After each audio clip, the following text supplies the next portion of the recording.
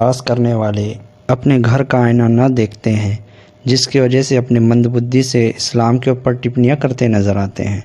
अगर स्वयं अपने धर्म के बारे में पूर्णतः जानकारी हासिल कर लेते तो कभी भी इस्लाम पर अपने मंदबुद्धि से टिप्पणी नहीं करते, परंतु उनके शंका का समाधान भी करवा ही देते हैं। आइए, आज का विषय है बहुविवाह अर्थात एक से अधिक पत्नी रखनियाँ। आइए इसके विषय में वेद क्या आज्ञा देता है, इस बारे में जानते हैं। आइए देखते हैं ऋग्वेद मंडल नंबर 8 सूक्त 19 और मंत्र नंबर 36 क्या कह रहा है। पहले देखते हैं शायनाचार्य द्वारा किया गया भाष्य। उत्तम दानी स्वामी सज्जनों के पालक एवं पुरुकृत के पुत्र और त्रेस दासु ने मुझे 50 पत्नियां प्रदान की, यानी दासियां उन्हें प्रदान की विवाह के लिए। परंतु जब आर्य समाजियों द्वारा ये भाष्य किया गया तो वहाँ पे अन्य घोड़े घोड़ियाँ अन्य पशु तो लिखा, पर पत्नियाँ ये खा गए।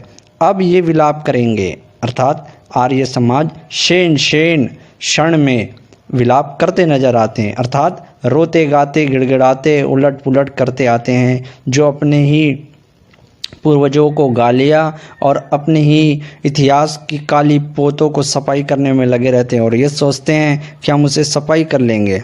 आइए देखते हैं ऋग्वेद मंडल नंबर 101 और मंत्र नंबर 11 कह रहे हैं कि जिनका ये आशय लेंगे। ऐसे तो बहुत सारे हैं कि जिसका ये आशय लेंगे, परंतु इनका शंका का समाधान कर ही देते हैं। शायन आचार्य द्वारा जो 2 पत्नियां, जो एक से अधिक पत्नियां रखता है, वे दुख पाता है, अर्थात कुछ न कुछ परेशानी में पड़ता है। परंतु इसका तात्पर्य ये नहीं निकलता और ना इस मंत्र से ये निष्कर्ष निकलता है कि एक से अधिक विवाह निषेध है, परंतु यहाँ बताया गया है कि वे कष्ट में पड़ता है। और ये स्वाभाविक है कि अगर कोई बंदा एक से अधिक पत्नी रखती है तो अगर वो आर्थिक, मानसिक, सामाजिक तौर पर वीक है, अर्थात कमज़ोर है, तो उसको इस चीज़ का सामना करना ही पड़ता है। अपितु आर्य समाजियों ने जिसका भाष्य किया है तो जो इनकी तमाम उम्मीदों पे पानी फेर देता है, क्योंकि आर्य समाजियों द्वारा भाष्य किया गया, इन्होंने जो कुछ भी किया है इसमें कोई चीज़ मौजूद नहीं है। परंतु चलो गोल माल घुमा फिरा के इन्होंने ये चीज़ तो बता ही दी होगी कि भाई चलो वेदों के अनुसार एक विवाह होता है और अनेक विवाह निषेध है। घुमा फिरा के इन्होंने चलो बता लिया, और चलो हम इन्हें नाराज़ भी नहीं करेंगे, इनके आधारित पर चलेंगे। परंतु धर्म और अधर्म की परिभाषा जो वैदिक मतों के अनुसार है उसके ऊपर भी नज़र डाल लेते हैं। उसके बाद जो इनके बाद जिन्होंने जो जो किया है, जो इनके ऋषि मुनि पंडित जो भरे हुए हैं, इनका इतिहास जो काली पोती लिपी गई है, वैदिक मत के अनुसार धर्म अधर्म की परिभाषा अलग है और इस्लाम के अनुसार अलग है। परंतु देखते हैं, जब इस्लाम को समझने के लिए सबसे पहले इन्हें एक जन्म लेना पड़ेगा। इस्लाम, ईमान और दीन में क्या भेद है, यही समझने के लिए कम से कम इन्हें एक जन्म लेना ही पड़ेगा।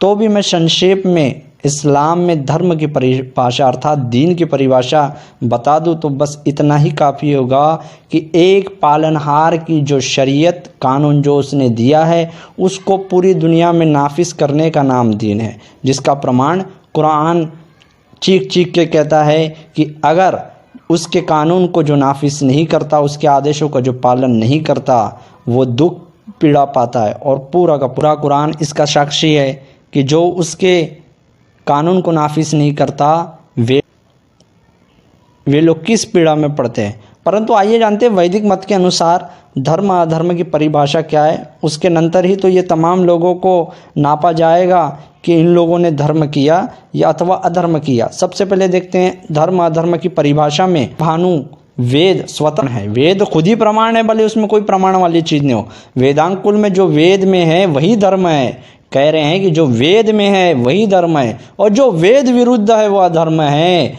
और ऐसे लोग अनार्य और अमान्य हैं। संपूर्ण जीवन चरित्र जिल्द 1 सफ़ा नंबर 106। जो वेद की निंदा करता है वही तो नास्तिक है। मनुस्मृति अध्याय नंबर 1 श्लोक number 130 Satyarth Prakash 10वां समूलास page number 213। वेद ही अंतिम प्रमाण है। मनुस्मृति अध्याय नंबर 2 श्लोका नंबर 12, मनुस्मृति अध्याय नंबर 12 और श्लोका नंबर 106। ईश्वर ने जो वेदों को मनुष्य में वेदों में जो आज्ञा दी है वही धर्म है, उसके अतिरिक्त सब अधर्म है। ऋग्वेदी भाष्य भूमिका पृष्ठ नंबर 115 और मनुस्मृति पेज नंबर 35। नास्तिक, ईश्वर आत्मा विश्वास मतलब वेदों में जिस तरीके से ईश्वर का जिक्र, वेदों में जिस तरीके से आत्मा का वर्णन, जिस तरीके से प्रकृति का वर्णन और वेदों की जो निंदा करता है वही नास्तिक है। मनुस्मृति अध्याय नंबर 4 श्लोक नंबर 163। धर्म का पालन न करने वाले, अधर्म का आचरण करने वाले चारों वर्ण के अविशिष्ट लोग देशु है, यानी जो वेदों के अनुसार नहीं चलता वो सब देशु लोग है। वैदिक ईश्वर को जो नहीं जानता है और नहीं मानता है वही नास्तिक है। वही जानता से मुराद जो वेद के अनुसार जो ईश्वर का स्वरूप खींचा गया उस तरीके से नहीं मानता है तो वो नास्तिक है। Satyarth Prakash 7वां समोल्लास page number 146। आर्य अनार्य की परिभाषा दी गई है कि आर्य कौन है अनार्य कौन है, वो पेज नंबर 187 से 188 तक। वेद विरुद्ध वही अधर्म मानता हूँ। दयानंद सरस्वती कहते हैं कि जो वेद विरुद्ध है वही अधर्म है, वेदों में जैसा लिखा गया है वैसा। वैसे ही दयानंद सरस्वती संपूर्ण जीवन चरित्र पृष्ठ नंबर 463 में कहते हैं कि वेदों में जैसा दिया गया है मैं वही मानता हूँ, मैं स्वतंत्र नहीं हूँ। जिस तरीके से वेदों में दिया है वैसे ही मानता हूँ। जिस तरीके से सृष्टि, जिस तरीके से आदेश दिया गया है वही धर्म, उसके अतिरिक्त कोई धर्म नहीं है। वेद ही धर्म है, वही सच्चा धर्म है, उसके अतिरिक्त कोई भी धर्म सच्चा नहीं है। संपूर्ण जीवन चरित्र जिल्द 1 सफ़ा नंबर, संपूर्ण जीवन चरित्र जिल्द 2 सफ़ा नंबर 38। इसी तरीके से अन्य को प्रमाण है। यानी इसका निष्कर्ष ये निकलता है कि वेदों में जो दिया गया है वही धर्म है, उसके अतिरिक्त जो भी बताया गया है वो अधर्म है। यानी वेदों के अनुसार एक विवाह बताया गया और इसके अतिरिक्त जितनी भी चीज़ें जो भी करेगा वो अधर्मी है। अर्थात अब देखते हैं कि अधर्मियों की लिस्ट में कौन कौन बैठेगा। सबसे पहले देखते हैं शतपथ ब्राह्मण कांड 13 अध्याय 4 ब्राह्मण 1 और कंडिका 8 क्या कह रहा है। यहाँ कह रहे हैं कि यजमान की 4 पत्नियां सेवा में उपस्थित थी, उनके नाम दिए गए, उनके ऊपर सोना चांदी सब वो लदे हुए हैं। सायंकाल मतलब जब यज्ञ पूर्ण हो जाता है उसके बाद ये एक पत्नी के साथ मतलब एक पति दोनों पत्नियों के साथ वहीं सो जाता है और सोने के बाद क्या करता होगा आपको तो पता ही है। तो ये भी अधर्मी हो गए शतपथ ब्राह्मण के हिसाब से, क्योंकि वेद में तो एक ही पत्नी के साथ विवाह करने के लिए लिखा है, जो कि कहीं भी नहीं लिखा है। सिर्फ इतना बताया गया है कि वेदों के अनुसार ये बताया गया है कि जो 2 पत्नी करता है तो मानसिक आर्थिक सामाजिक तौर पर वो अगर कमज़ोर है तो वो पीड़ा पाता है, उसमें कोई भी संदेह नहीं होना चाहिए। परंतु इनकी परिभाषा इनको खुश करने के लिए मान लेते हैं कि 2 पल के लिए कि भाई वेदों में एक ही पत्नी का उपदेश है और वेद के अतिरिक्त जो भी दूसरा कार्य करेगा वो अधर्मी है। तो ये जो महाशय है ये अधर्मी सिद्ध हो गए। उसके बाद उपनिषद को भी देख लेते हैं। उपनिषद में भी एक यजवाल की 2 पत्नियां थी और ये कौन है, इनका शतपथ ब्राह्मण से क्या रिलेशन है मुझे बताने की ज़रूरत नहीं। इनकी भी 2 पत्नियां थी और ये हुआ करता था, इसका मतलब ये भी अधर्मी सिद्ध हो गए। उसके तरीके से देखते हैं कि वाल्मीकि रामायण तो राजा दशरथ भी अधर्मी ही हो जाएंगे, क्योंकि कौशल्या सुमित्रा और कैकेयी उन्हें 3 पत्नियां थी तो भी खीर खिलाकर के नाम पर क्या क्या करवा दिया। और ये बात तो मज़े की बात है कि इन्होंने यज्ञ द्वारा पुत्र प्राप्ति कर ली और हनुमान जी के फादर को पता नहीं था, उन्होंने नियोग द्वारा हनुमान जी को प्राप्त कर लिया। क्या पोप लीला है।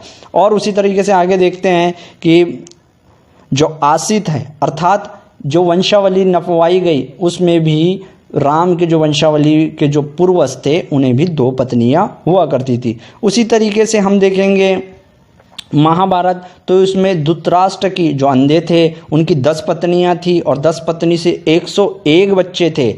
और नियोग के बारे में भी जानना है तो आदि पर्व पढ़ लीजिएगा अध्याय 105 से और श्लोका 1 से लेके 20 तक। और आर्य समाजियों ने तो हद ही कर दी कि वेद व्यास को काला कलोटा भी लिख दिया। बहरहाल और आगे देखते हैं। यहाँ पे अब तो यहाँ तक आ गई कि 2 से या 1 से ज़्यादा अधिक पत्नी रखने वाले तमाम के तमाम अधर्मी सिद्ध हो गए। परंतु अब देखते हैं कि जो स्त्री है वो भी 1 से ज़्यादा पति रख सकती है अथवा नहीं।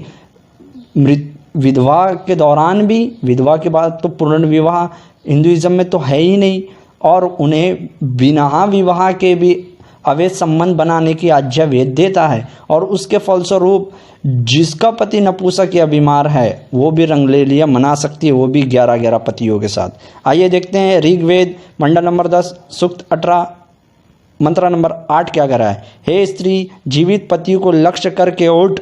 मतलब क्यों तू पड़ी हुई है मरे हुए आदमी के पास? जीवित पति, जो जीवित पति है उसको उठ, अपने देवर या फिर अपने जेठ के साथ दिन रात सो के बच्चे पैदा कर ले अवैध संबंध से, पर निकाह नहीं करना, अर्थात विवाह नहीं करना। उसी तरीके से ऋग्वेद मंडल नंबर 10 सूक्त 85 मंत्र नंबर 45 में कह रहा है कि 10-10 बच्चे कर, वो भी 11 लोगों से, अर्थात 11वां तू जो जा 10 लोगों से और सो के 11वां बन जाता है। यदि ये नपुंसक या बीमार पति है उसके लिए है, और उससे 10 बच्चे तक के पैदा कर सकते हैं। उसी तरीके से अथर्ववेद कांड 18 सूक्त 3 मंत्र नंबर 1 क्या कह रहा है। यहाँ भी यही बात कही जा रही है कि तू क्यों उस पति के पास पड़ी हुई है, जा दूसरे के पास, मुंह काला करके बच्चे पैदा कर ले। और बच्चे पैदा करने की मशीन वेदों के अनुसार तो बच्चा पैदा करने की मशीन ही है ना। इसके अतिरिक्त हमने कई आर्टिकल लिख चुके हैं और आप उसे पढ़ सकते हैं कि वेद में नारियों का क्या सम्मान है। कई वीडियो बन चुके, तमाम का तमाम डिस्क्रिप्शन बॉक्स में आपको लिंक मिल जाएगा। उसके अतिरिक्त इसके ऊपर इंशाअल्लाह अज़्ज़ा वजल कि हिंदुइज़्म में बहुपत्नियाँ, इसके ऊपर एक आर्टिकल लिखने की कोशिश करेंगे जिसमें तमाम वेद, ब्राह्मण ग्रंथ, उपनिषद और पुराण आदियों के तमाम हवाले, यानी वो आर्टिकल एक संपूर्ण आर्टिकल होगा जिसके अंदर बहुपत्नियों का एक दोष हो जाएगा। इंशाअल्लाह अज़्ज़ा वजल उस पर कोशिश करूँ कि वक्त निकाल के उस पर भी कोई आर्टिकल लिख दिया जाए। आइए, और सरस्वती की तो वाह, वे कहते हैं कि इस तरीके से नारी बच्चा पैदा करने की मशीन है। कहते हैं कि जिस तरीके से बादलों को देख के वर्षा की याद आती है, उसी तरीके से विवाह को देख के संतान उत्पत्ति की याद आती है। स्त्री को तुमने देखे तो बस बच्चे पैदा करना है, क्योंकि उसका कोई काम ही नहीं है। उसी तरीके से दयानंद सरस्वती सत्यार्थ प्रकाश में ही लिखते हैं कि भाई 11-11 से नियोग करवा ले, 11 पति तक नियोग कराना है। ये समझना पड़ेगा, इसके लिए मनुस्मृति उठानी पड़ेगी। मनुस्मृति में साफ साफ लिखा हुआ है कि 90वें अध्याय में कि वो जीवित हो या मृत हो, नियोग दोनों हालत में हो सकता है। उसी तरीके से 90वें अध्याय में ये भी है कि जो दूसरी पत्नी है उसके बच्चे को भी विरासत में हिस्सा देना, ये भी 90वें अध्याय में आपको मिल जाएगा। उसी तरीके से देखते हैं, अब मज़े की बात है कि भाई सत्यार्थ प्रकाश भी क्या उन्होंने भांग के नशे में रच दिया। यहाँ कह रहे हैं कि ऋग्वेद 11वां मंडल, भाई ऋग्वेद में कहाँ से 11वां मंडल आ गया? तो ये थी सब पोप लीला जो हिंदुइज़्म के लोगों ने रच रखी है। कहते हैं कि वेदानुसार एक ही विवाह है, उसके अतिरिक्त वर्जित है। तो वर्जित अगर तुम कहलाओगे, और वेद, मैंने धर्म अधर्म की परिभाषा वैदिक मतानुसार मैंने बता दी कि धर्म अधर्म की क्या परिभाषा है। वेद ही आदि निष्कर्ष है, यानी वेद में जो लिखा है उसके अतिरिक्त जो भी कार्य करेगा वह धर्म है। यानी ये जितने राजा दशरथ से लेके महेश्वरी यज्वाल्य और जितने भी इनके जो गुजर चुकी है, यहाँ तक कि रामचंद्र जी के जो पूर्वज और आदि शतपथ ब्राह्मण में जितने भी ऋषि मुनि पंडितों का जिक्र है, इसके अतिरिक्त भरपूर है, पर मैंने छोटा कर दिया और वीडियो भी काफ़ी बड़ा हो रहा है, तो इसीलिए मैं इतनी चीज़ें नहीं बता सकता हूँ। ये कि तमाम के तमाम अधर्मित सिद्ध हो गए। आइए अब वो कुरान की वह आयत देखते हैं जिसमें बहुविवाह का प्रसंग है, और उसी आयत में क्या कहा गया ये भी देखते हैं। सूरह निसा आयत नंबर 3 में क्या कहा जा रहा है। यहाँ लिखा जा रहा है कि अगर तुमको अंदेशा हो कि तुम इंसाफ न कर सकोगे तो यतीमों के मालों में से, तो औरतों में से तुमको पसंद हो तो उनमें 2-2, 3-3 या 4-4 तक निकाह कर सकता है। यहाँ निषेध आदेश दिया गया है कि जो मानसिक, आर्थिक, सामाजिक तौर पर बल रखता है और उसमें मजबूत है उस तरीके से, तो वो 2, 3, 4 निकाह कर सकता है। अपितु उसके नीचे क्या लिखा है, अल्लाह सुब्हान व तआला ने क्या आदेश दिया है, वे भी महत्वपूर्ण है। अगर तुम्हें अंदेशा हो कि तुम इंसाफ न कर सकोगे तो तुम एक ही निकाह करो। उसके बाद जो भी व्याख्यान दी गई है वो नीचे लिखी हुई है।